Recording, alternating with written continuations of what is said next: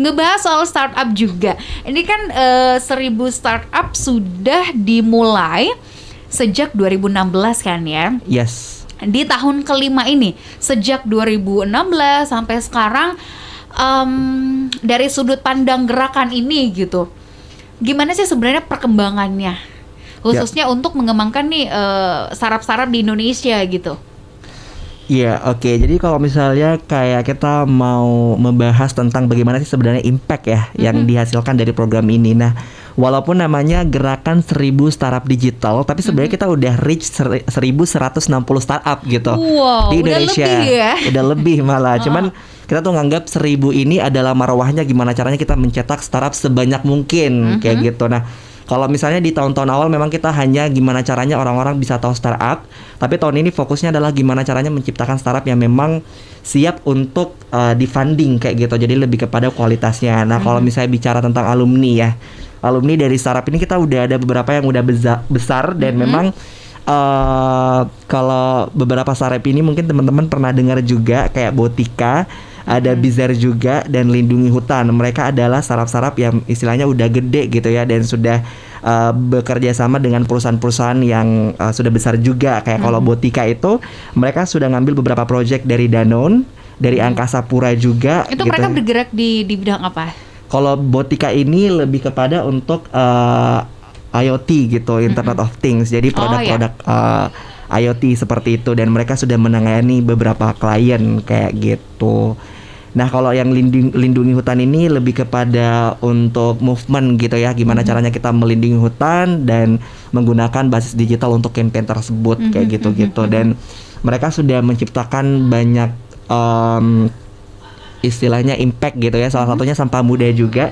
Jadi Sampah Muda ini startup di bidang lingkungan gitu. Jadi mereka bisa dikatakan kayak berusaha untuk gimana caranya sampah-sampah yang seharusnya bernilai jual itu bisa untuk dikelola dan di-recycle. Jadi nggak langsung jatuh di tempat pembuangan akhir gitu ya. Jadi kan kalau tempat pembuangan akhir sebenarnya kayak masih banyak sampah-sampah yang bisa dikelola kembali. Tapi kalau Sampah Muda itu gimana caranya itu bisa ditarik sama mereka dan juga di-recycle kembali. Jadi istilahnya kita udah ada profil yang lumayan bagus lah gitu ya untuk attainment atau pencapaiannya kayak gitu. Dari 3 startup tadi yang disebutkan yang sekarang juga sudah berkembang alumni dari 1000 startup gitu, basis mereka di mana? Maksudnya untuk lokasi office-nya gitu ya. Nah, sayangnya untuk startup-startup yang besar ini itu mereka rata-rata dari Jawa kayak gitu. Kalau dari Makassar ada nggak sih? Kalau dari Makassar kita ada juga, mungkin teman-teman yang para pecinta kopi gitu ya, anak-anak senja mungkin pernah ngopi di Kopi Tani. Oh iya, Kopi Tani, saya tahu itu. Jadi Kopi Tani ini bisa dikatakan salah satu startup yang cukup famous juga di Makassar, dan mereka sangat bagus juga gitu ya, karena layanannya ini gimana caranya bisa untuk memaksimalkan distribusi dari kopi-kopi yang dihasilkan oleh para petani. Apalagi kan kalau di Sulsel, Toraja kopinya bagus punya gitu, dan sudah terkenal ke internasional. Dan program ini maksudnya startup ini sangat membantu untuk promosi kopi-kopi dari sini. Kalau untuk Kopi Tani sendiri saya pernah bertemu beberapa kali. Yes. Dan kemudian ya memang kopi-kopinya otentik gitu ya, dan luar biasa. Ini salah satu inovasi yang dilakukan melalui 1000 startup. Dan ini bisa dirasakan langsung gitu. Berarti bisa dikatakan dari beberapa alumni tadi yang dicetak oleh 1000 startup gitu ya, mereka udah berkembang sangat jauh ya hingga sekarang. Sudah berkembang sangat jauh, bahkan mereka ada beberapa yang memang sudah dapat funding juga gitu ya. Dan mari kita doakan semoga bisa cepat besar juga dan bisa untuk menciptakan impact yang lebih banyak. Karena kan pada dasarnya tuh startup adalah aktivitas yang untuk kemanusiaan sebenarnya. Contohnya Gojek. Mungkin kita bisa bayangkan kalau nggak ada Gojek berapa jumlah pengangguran yang ada di Indonesia. Karena sekarang banyak banget orang-orang yang memang belum punya pekerjaan, tapi akhirnya decided atau memutuskan untuk menjadi jadi driver, narik ojek kayak gitu. Oke, ada bahkan yang udah kerja kehilangan pekerjaan larinya ke narik ojek online. Betul, gitu dan sekarang kan juga kita kan bingung banget kan kalau misalnya mempromosikan produk secara langsung karena adanya PPKM dan seterusnya. Tapi dengan adanya kayak let's say Tokopedia dan beberapa e-commerce lainnya itu ngebantu juga para UMKM tetap bisa mempromosikan produknya. Oke. Ini menarik gitu. Kita bicara soal alumni-alumni lagi tadi. Sebelum kita lebih jauh detail bakal membahas tentang apa saja program yang dilakukan di dalam 1000 startup ini, sehingga bisa menghasilkan alumni itu. Saya pengen tahu dulu dari alumni ini apakah sampai sekarang masih terjalin komunikasinya bersama dengan 1000 startup, atau mereka kemudian setelah jadi alumni kemudian ada sumbangsi yang kembali mereka lakukan untuk 1000 startup gitu. Ya, jadi kalau seperti giving back to 1000 startup mungkin. Iya, jadi istilahnya sebagai ucapan terima kasih mereka gitu ya, karena sudah mengikuti program ini. Jadi kalau misalnya dari kami startup-startup yang memang yang sudah besar gitu, kita tarik founder-foundernya untuk jadi mentor kembali gitu, karena kan pasti mereka sudah mengetahui gimana rangkaian programnya ini dan istilahnya untuk membesarkan startup seperti apa. Jadi mereka ditarik untuk jadi dedicated mentor yang akan ngebantu startup calon startup nih yang nanti akan terjaring di Makassar untuk bisa di mentoring sama mereka kayak gitu. Oke, luar biasa. Boleh nggak sih dikasih salah satu aktivitas atau proses yang dilakukan di 1000 startup gitu?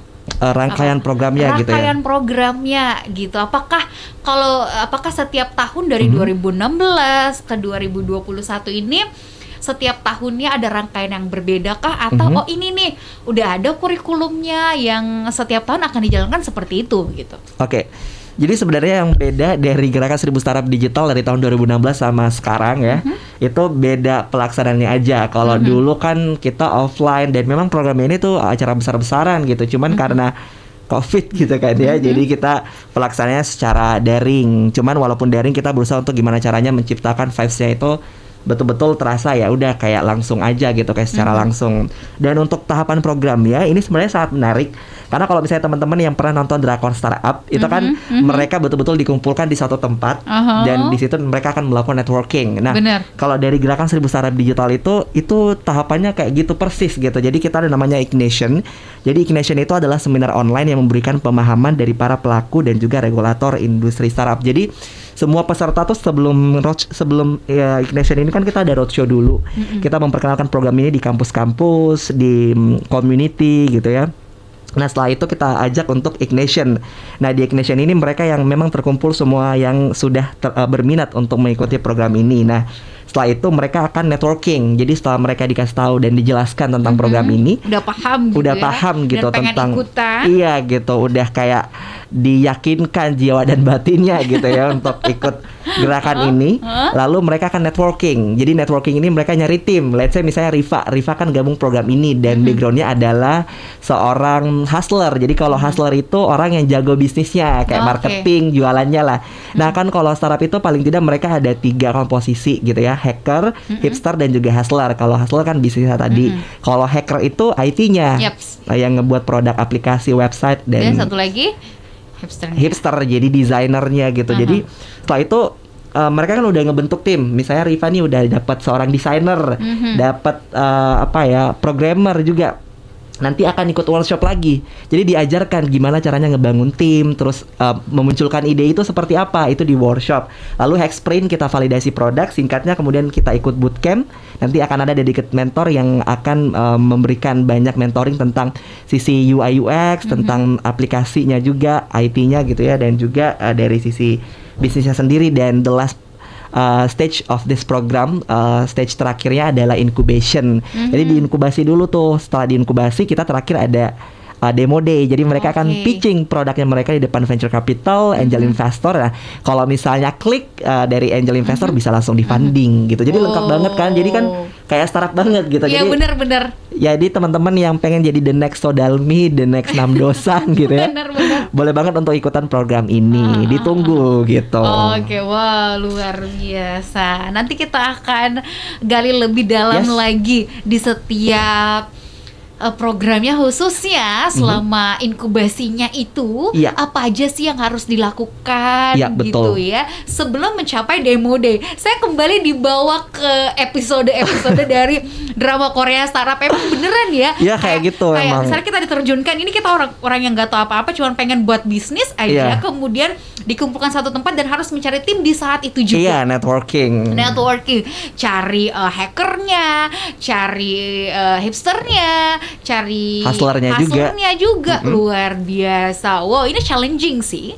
Dan saya rasa kalau anak-anak milenial nih, apalagi smart listener yang mendengarkan ini adalah orang-orang yang berminat dan sangat suka dengan tantangan. Betul. Boleh nanti kita akan bahas di sesi selanjutnya lagi, masih bersama dengan 1000 Startup di Smart Community.